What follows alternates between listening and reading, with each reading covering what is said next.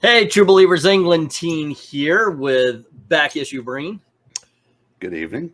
Alrighty, so basically, you are the crutch I lean upon to when I forget things that happened in the past. Like, wait a second, I knew that thing happened in that, and then you've got probably in arm's reach whatever comic book I'm talking about. But this time around, we're going with something you've brought up many times. I quite agree with you on this, and that is the fact that comic books have no supporting players anymore. The supporting players of Captain Marvel would be people like Spider-Woman and such like that. It's no longer even Jimmy Olsen. But let's face it, bringing them up, that's unfair because Jimmy Olsen had his own comic series for like 2 decades. So that's unfair to bring up that. But it just seems like any side players just wiped right off the board anymore. And that's happened in the last, 10 to 20 years at Marvel. You brought up Captain Marvel. And I remember the Brian Reed Ms. Marvel series from earlier, the first decade of this century. And she did have side characters. Her publicist, her analyst. There were people that she turned to keep her grounded. And even when Civil War was going on, she became kind of a mentor to the character Aranya. And she was, a tether for her, someone to keep her grounded. And it really led to some very interesting stories.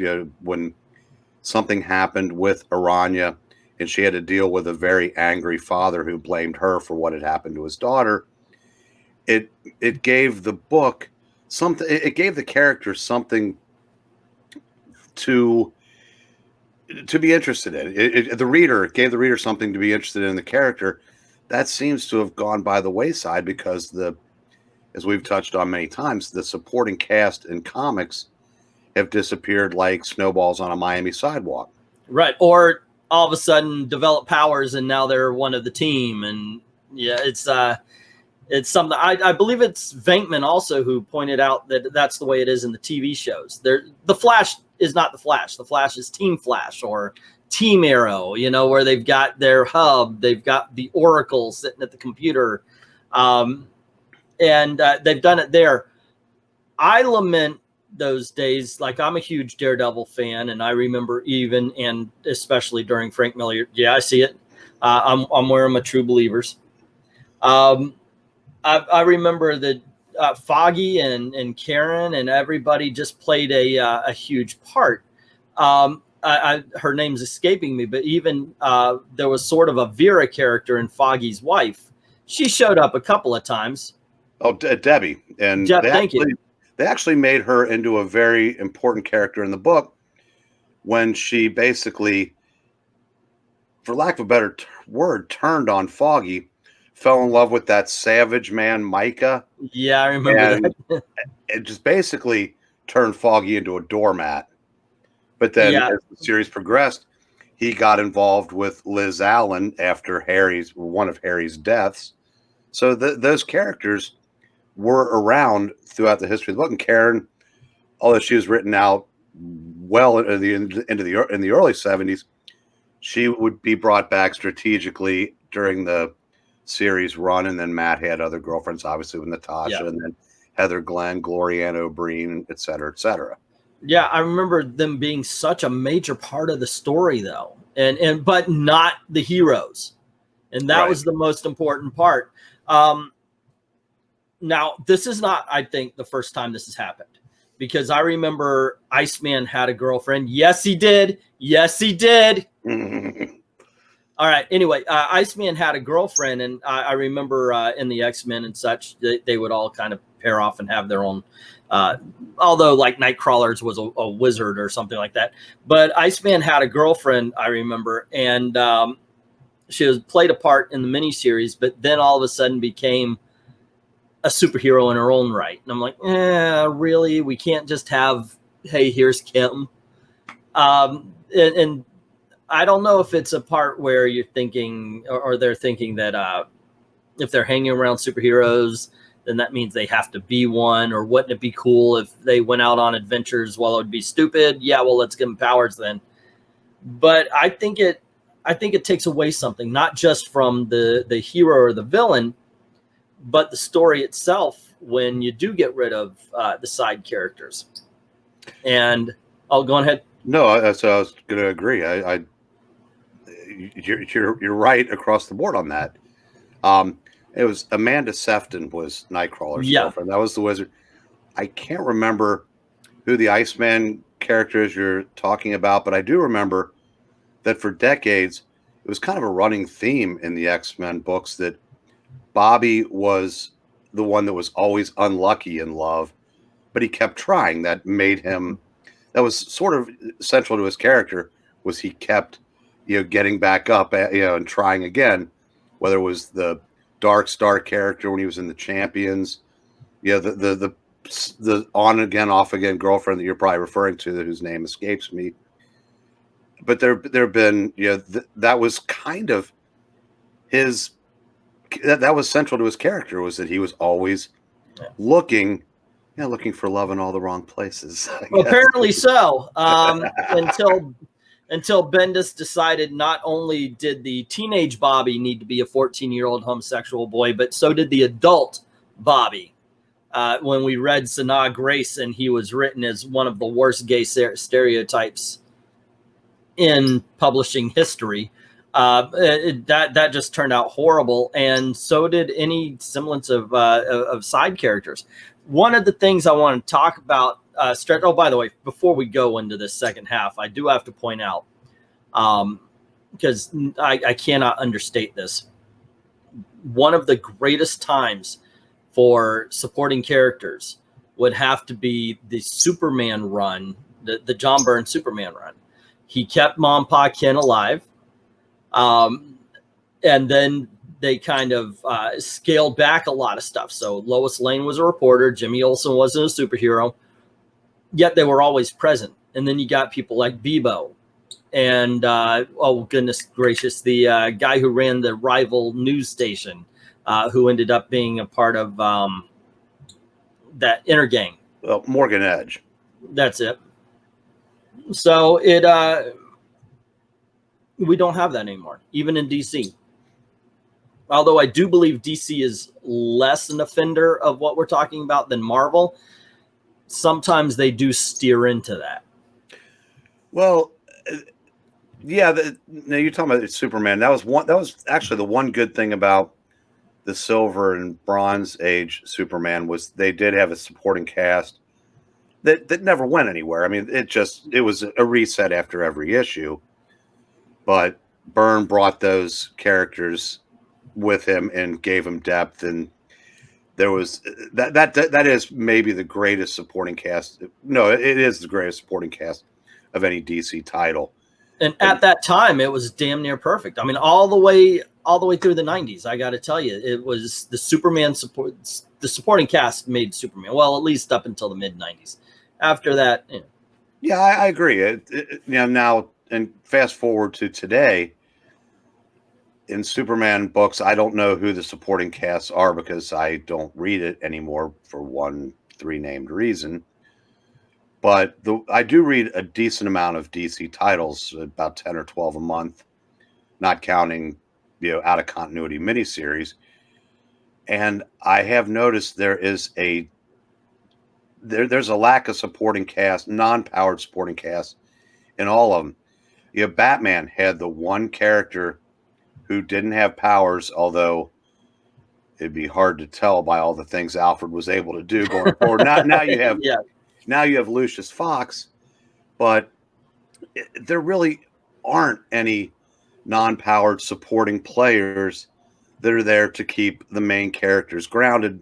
And I think a lot of that has to do with the fact that everything is part of a giant universe-shattering event. And no characters have time to breathe anymore.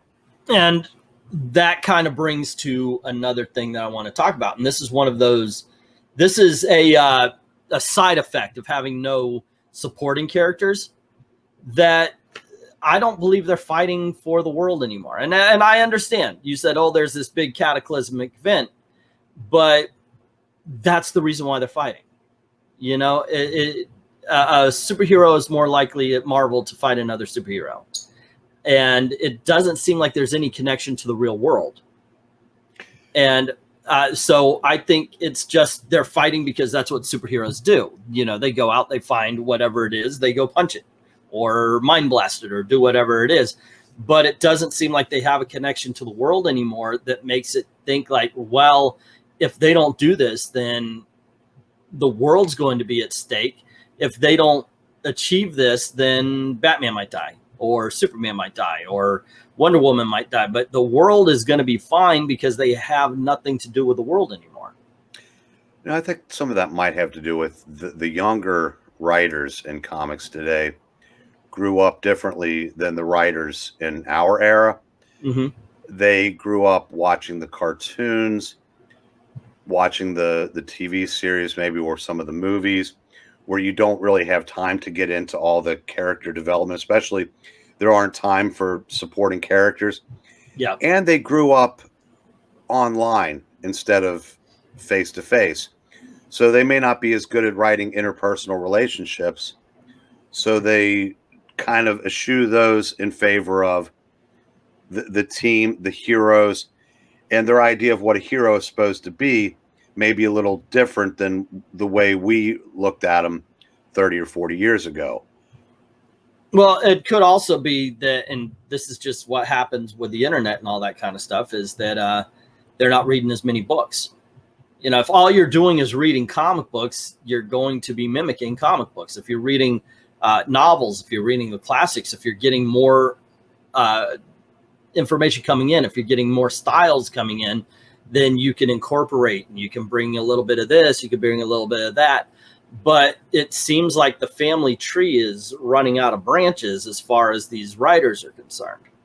And not only that, if you don't have getting out into the real world experience to draw from, and half of the books that you referred to as being classic have now been deemed problematic in some way, shape, or form, it shrinks it even further.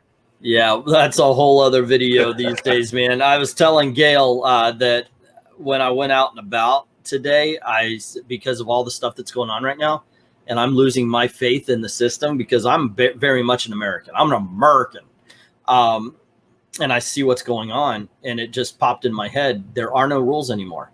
I truly was this close to doing something just because I wanted to test that theory out. There are no rules anymore. There are no laws anymore. But it's you're right. If you have no way of forming these relationships, then how are you going to form these relationships? And that could be why relationships seem so shallow in the comics anymore. It's not about a personal connection. It's more about, well, look at here. We've got one lesbian. We got two lesbians. We put them together. Aren't we great? Well, no, because lesbians have been getting together forever and ever and ever. Give them personalities. Make us fall in love with them falling in love. And that's one thing you just don't see. But part of that is because there's no connection between the hero and the normal people anymore. Okay, go on ahead. No, go ahead. I'm going to change the subject completely with my next sentence. So you go if you've got something to say. No, go on. Okay. I don't think this is the first time this has happened. And I'm going to blast our favorite time. Well, yours is the 70s. My time of growing into it is the 80s. And I think that superheroes also was losing its way. And that is why we got Kingdom Come. Because we got the Dark Knight, we got the Watchmen. And so the writers, and not the best of them. I mean, we can look back and we could go, woo, look, Alan Moore was great. And ooh, Frank Miller was great at that time. John Byrne. That's 3 names out of 100. And a lot of them read Watchmen and saw Dark Knight, and the powers that be said, we need more violent heroes. We need people who just don't care, to the point where you could not really tell the villains from the heroes except for one of them had their name on the title. And so there was a disconnect between what was going on in the world and real people and just them. And once again, they were, as Kingdom Come said, fighting just to fight. one thing I said before here, and I'll say it right here then. Kingdom Come, read that book. Everything is coming true in the comic book world. We talked about it before that they're putting the super before the man, and now they're making sure that the comic book heroes aren't fighting for the people. They're just fighting to fight. I think that can be for one of two reasons.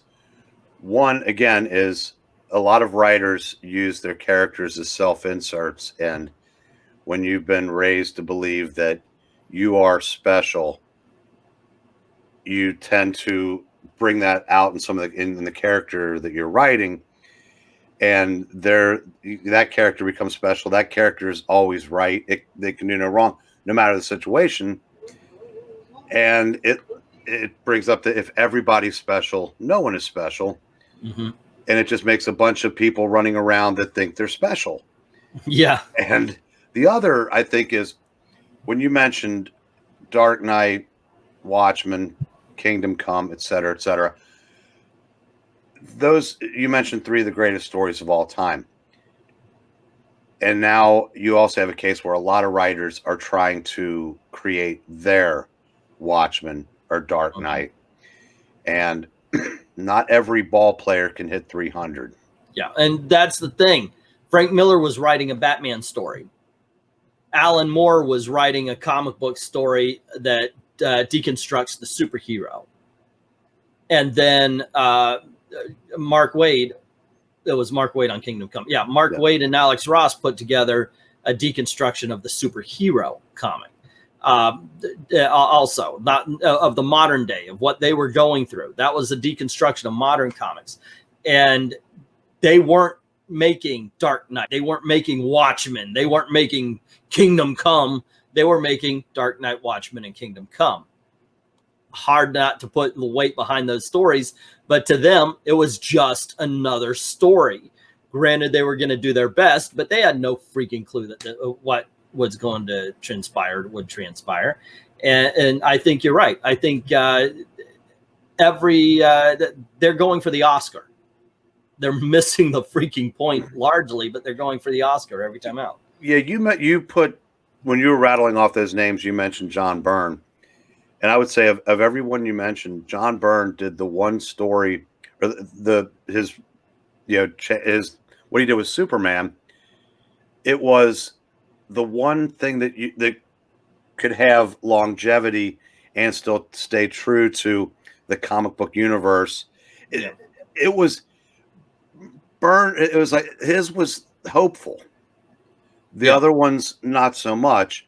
And when everybody's trying to come up with the next Watchmen or Dark Knight, it's those are the kind of stories that don't lend themselves to continuity and stories going forward, because they are just meant to be almost cautionary tales, if nothing else. Yeah, like the biggest what ifs. So I have more respect for a Byrne who was able to do what he did with Superman. You could say Jeff Johns with what he was able to do with Green Lantern, etc. But to get back to our original point about the supporting characters, those there's definitely no room for those kind of characters in the kind of in the Watchmen, in Dark Knight, in Kingdom Come, and that might be why a lot of modern writers who are trying to craft their own can't be bothered to put supporting characters in it, despite the fact that they really don't know how to write those kind of people. And I think, and through that, they're missing it, because if you have the supporting characters, if you have Lois Lane on the ground, and there's a meteor going towards Metropolis, then Superman has a personal stake, and it makes it more of a better story for us. And that's the same all around. It just seems like the JLA Watchtower years, where they're looking down upon Earth and seeing it. Nowadays, you've got, at least the last time I read an Avengers, you have them flying around in shield helicarriers above the Earth with big ass weapons aimed down at the ground. Mess with me, we're going to come down on you. And it just doesn't fit for a good superhero story anymore. You miss the JLA cave, don't you? I really do. I miss the cave, and I miss Vibe because Chuno, he is really. You know, it's funny. You know, even the writers who I really like to this day aren't immune to it, because I think Dan Jurgens put Lois Lane in the Female Furies during the Action Comics run right before Bendis. So it's, you know, now he did it better, and it wasn't permanent. It was an in the moment, had to be done type of situation. And I don't mind those on occasion, but you know, I don't think I'd like the idea of a superpowered Lois Lane running around, or a superpowered Jimmy Olsen as anything other than a wink or a nod to the Silver Age. Yeah. But what you gonna do, man? Until then, we've got detached superheroes, I guess. More so, like I said, on Marvel than DC. But then again, that's what we have to say about it. What do you have to say about this? Let me know in the comments below. Let us know in the comments below. Also, don't forget to click like, share, subscribe, ring that notification bell if you haven't done it already, making sure notifications are set on all. You don't want to miss anything. Cool things happen around these parts. Also, if you don't mind helping out the channel, going over to Patreon or to Ko-Fi, or even members only, drop $1 in the till. This is the way we're trying to make a living. This is the way I keep my lights on. So I'd like to thank everybody who's already done that. To everyone, all of the true believers, thank you very, very much for watching.